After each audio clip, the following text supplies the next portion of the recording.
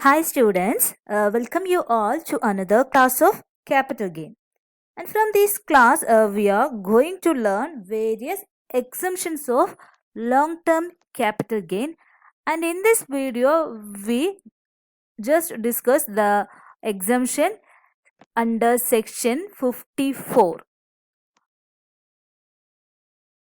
നമുക്കറിയാം എങ്ങനെയാണ് ഒരു ഷോർട്ട് ടേം ക്യാപിറ്റൽ ഗെയിൻ അല്ലെങ്കിൽ ലോങ് ടേം ക്യാപിറ്റൽ ഗെയിനിൽ എങ്ങനെയാണ് അവരുടെ ഗെയിൻ കണ്ടുപിടിക്കുന്നത് നമ്മൾ ഓൾറെഡി പഠിച്ചു കഴിഞ്ഞു. അപ്പോൾ ഈ ഗെയിനിൽ നിന്നും അസസിക്ക് കുറച്ച് എക്സംഷൻസ് കിട്ടാറുണ്ട്. അപ്പോൾ ആ എക്സംഷൻസ് ആണ് നമ്മൾ ഇനി ഡിസ്കസ് ചെയ്യാൻ പോകുന്നത്. And assessee is given an opportunity to get exemption from paying capital gain tax if he is ready to utilize the money received on sale of capital asset to invest in some specified asset. അതായത് അസസിക്ക് ഈ capital gain tax അടയ്ക്കുന്നതിന് ചില exemptions കിട്ടാറുണ്ട്. എങ്ങനെയാണെങ്കിൽ if he is ready to utilise the money received on sale of capital asset. അതായത് ഒരു capital asset, ഇപ്പോൾ ഒരു സ്ഥലം വിറ്റു, ഒരു ഹൗസ് വിറ്റു, ജ്വല്ലറി വിറ്റു, അപ്പം അങ്ങനെ എന്തെങ്കിലും സെയിൽ ചെയ്ത് കിട്ടുന്ന ആ മണി എവിടെയെങ്കിലും he is ready to invest some specified asset, ചില സ്പെസിഫൈഡ് അസറ്റുകളിൽ ഇൻവെസ്റ്റ് ചെയ്യുകയാണെങ്കിൽ അസസിക്ക് ഈ ക്യാപിറ്റൽ ഗെയിൻ ടാക്സിൽ ചില എക്സംഷൻസ് കിട്ടാറുണ്ട്. അപ്പോൾ ഇത്രയേ ഉള്ളൂ. ഈ ക്യാപിറ്റൽ ഗെയിൻ കിട്ടുന്നതിന് ഇതൊരു asset transfer, capital asset transfer ചെയ്ത് കിട്ടുന്ന ആ എമൗണ്ട് ചില കാര്യങ്ങളിൽ ഇൻവെസ്റ്റ് ചെയ്യുകയാണെങ്കിൽ അസസിക്ക് എന്ത് ചെയ്യാറുണ്ട്? എക്സംഷൻസ് കിട്ടും. അപ്പോൾ ഈ എക്സംഷൻസ് ഡിസ്കസ് ചെയ്യുന്ന sections 54, 54B, 54D, 54EC, 54ED, 54EE, 54F, 54G, 54GB etcetera ഇനിയുണ്ട്. അപ്പോൾ നമുക്ക് ഏറ്റവും പ്രധാനപ്പെട്ട കുറച്ച് എക്സംഷൻസ് ആണ് നമ്മൾ ഡിസ്കസ് ചെയ്യുന്നത്. അപ്പോൾ ഇന്നത്തെ ക്ലാസ്സിൽ വി ഡിസ്കസ് ദ സെക്ഷൻ 54. അപ്പോൾ ആദ്യം എന്താണ് 54 എന്ന് ആദ്യം പറയാം. Capital gain rising on transfer of residential house property. അപ്പോൾ ഈ സെക്ഷൻ 54 പ്രത്യേകം ശ്രദ്ധിക്കുക. എന്തിനുള്ളതാണ് സെക്ഷൻ 54 എക്സംഷൻ കിട്ടുക?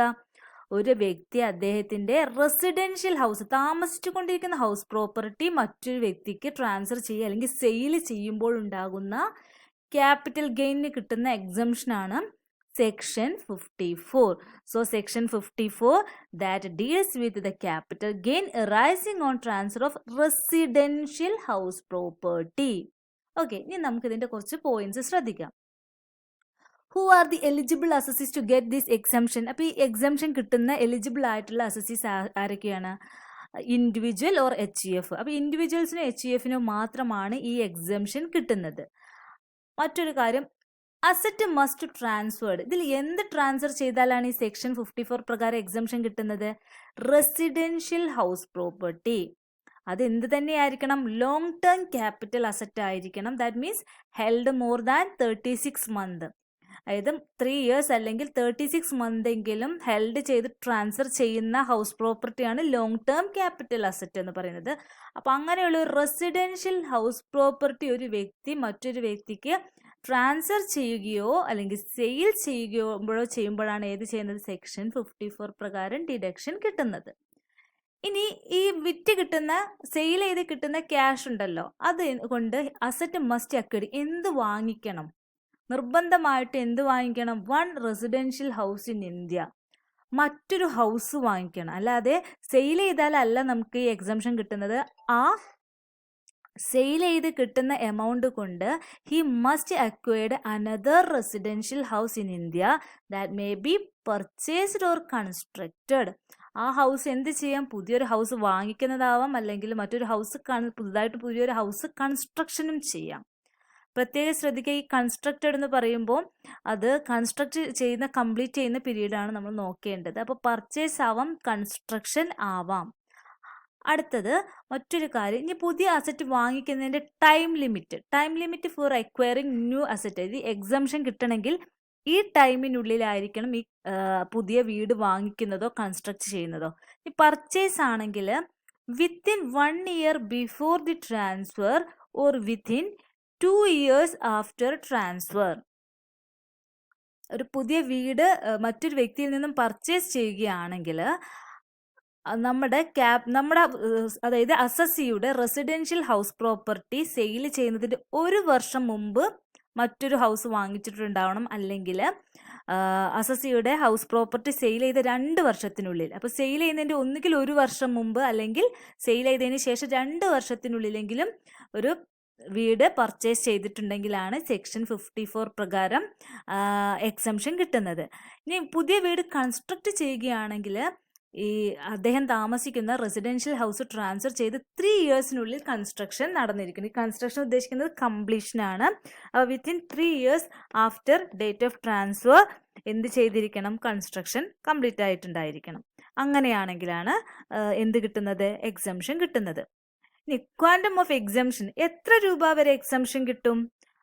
Actual cost of new house, ഇത് പുതിയൊരു വീട് വാങ്ങിക്കുകയാണെങ്കിൽ അതിന് ചെലവ് വരുന്നത്, അല്ലെങ്കിൽ capital gain on transfer which ever is lower.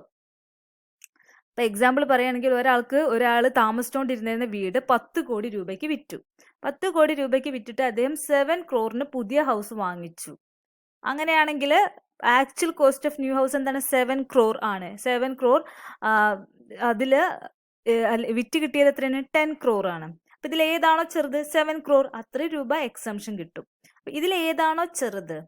വിറ്റ് കിട്ടുന്ന എമൗണ്ട് ആണോ, അല്ലെങ്കിൽ ആ അസറ്റ് മറ്റൊരു വ്യക്തിക്ക് ട്രാൻസ്ഫർ ചെയ്യുമ്പോൾ സെയിൽ ചെയ്യുമ്പോൾ കിട്ടുന്ന വിലയാണോ, ഏതാണോ lower, that amount taken as the exempted amount. ഇനി ബാക്കിയുള്ള എമൗണ്ട്, ഇപ്പോൾ പറഞ്ഞ കേസിൽ 10 crore ഹൗസ് സെയിൽ ചെയ്തു, പുതിയ ഹൗസിന്റെ വില 7 crore ആണ്. ബാക്കി 3 crore എന്താണ്? ടാക്സബിൾ എമൗണ്ട് ആണ്. So balance amount if any that is taxable.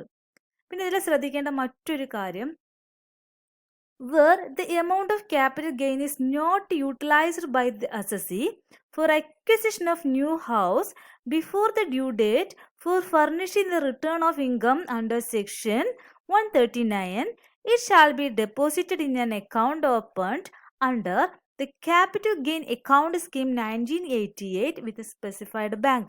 ഇപ്പോൾ ഒരു വ്യക്തിക്ക് താമസിച്ചുകൊണ്ടിരിക്കുന്ന ഹൗസ് സെയിൽ ചെയ്തു. പെട്ടെന്ന് തന്നെ ഒരു പുതിയ വീട് കൺസ്ട്രക്ട് ചെയ്യാനോ പർച്ചേസ് ചെയ്യാനോ സാധിച്ചില്ല. പക്ഷേ ആ വർഷം എന്ത് ഫയൽ ചെയ്യണം? ഓരോ വർഷത്തെ ഇൻകം ടാക്സ് ഫയൽ ചെയ്യണം. അപ്പോൾ ഫയൽ ചെയ്യുന്ന സമയത്ത് ഈ വിറ്റ് കിട്ടിയ ക്യാഷിന് മുഴുവൻ അദ്ദേഹം ടാക്സ് അടയ്ക്കേണ്ടി വരും. കാരണം പുതിയ വീട് വാങ്ങിച്ചിട്ടില്ല, കൺസ്ട്രക്ട് ചെയ്തിട്ടില്ല. അപ്പോൾ ഓരോ വർഷവും ഇയർ അവസാനം ഒരു വ്യക്തി അയാളുടെ ഇൻകം ടാക്സ് റിട്ടേൺ ഫയൽ ചെയ്യണം 139 സെക്ഷൻ പ്രകാരം. ആ ഫർണിഷ് ചെയ്യുന്ന സമയത്ത് എക്സംഷൻ കിട്ടാൻ അദ്ദേഹത്തിന് എന്ത് ചെയ്യാം? ഈ കിട്ടിയ എമൗണ്ട്, സെയിൽ ചെയ്ത് കിട്ടിയ എമൗണ്ട് ഒരു അക്കൗണ്ട് ഉണ്ട്, 1988 ക്യാപിറ്റൽ ഗെയിൻ അക്കൗണ്ട് സ്കീം. ചില പ്രത്യേക ബാങ്കുകളിൽ ഓപ്പൺ ചെയ്യുന്ന ഒരു അക്കൗണ്ടാണ് capital gain account scheme account. ഈ CGAS അക്കൗണ്ടിൽ ഡെപ്പോസിറ്റ് ചെയ്യുക.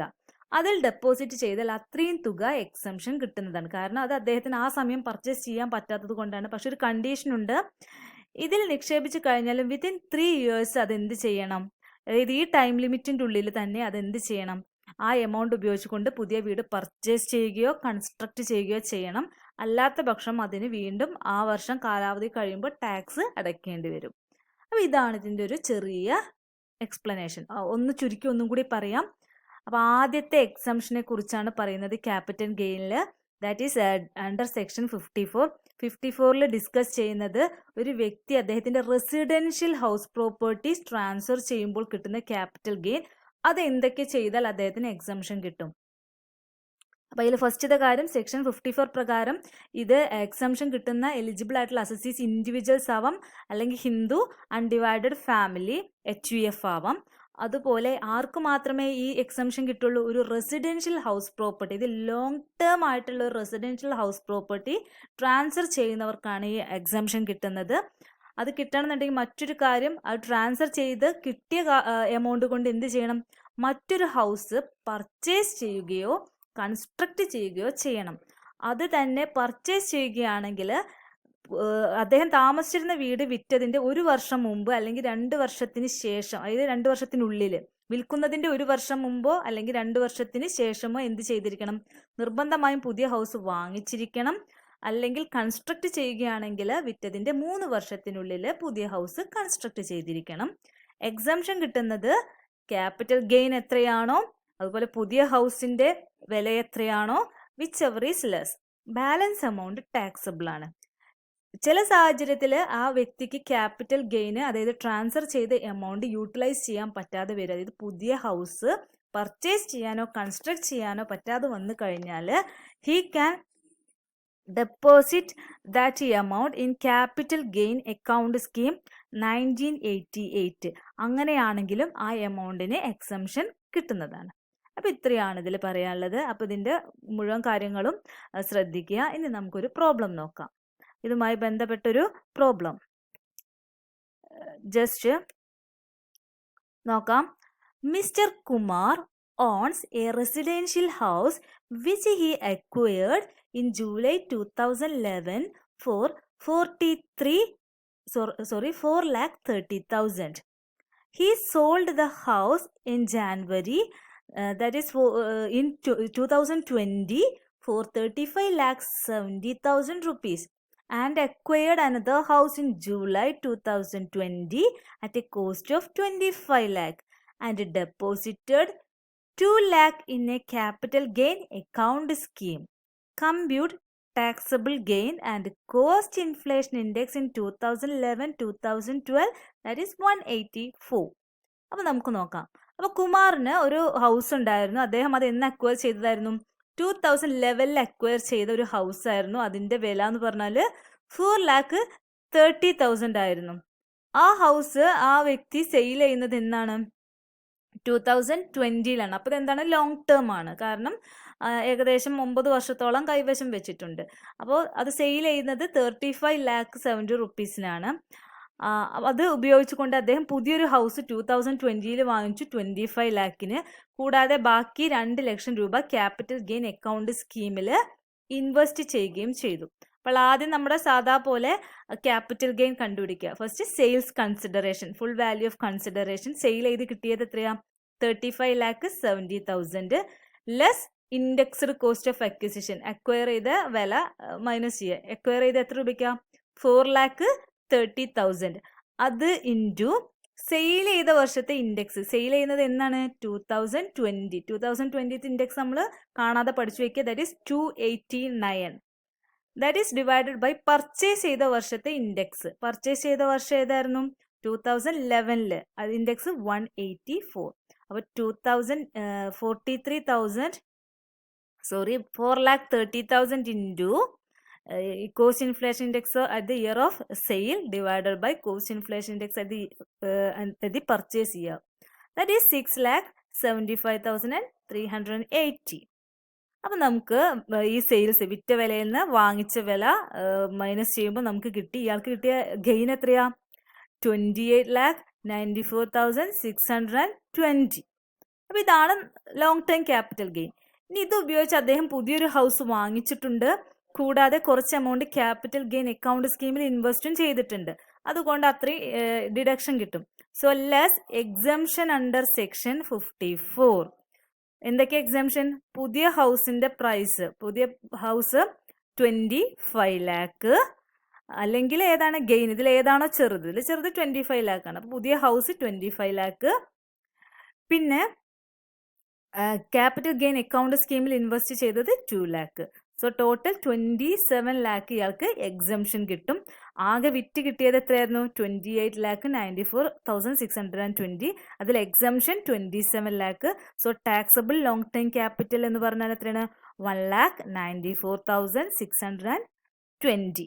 അപ്പം ഇങ്ങനെയാണ് ഒരു സെക്ഷൻ 54 പ്രകാരമുള്ള എക്സംഷൻ ചെയ്യുന്നത്. എല്ലാവർക്കും ക്ലിയർ ആയി എന്ന് വിചാരിക്കുന്നു. Okay, thank you.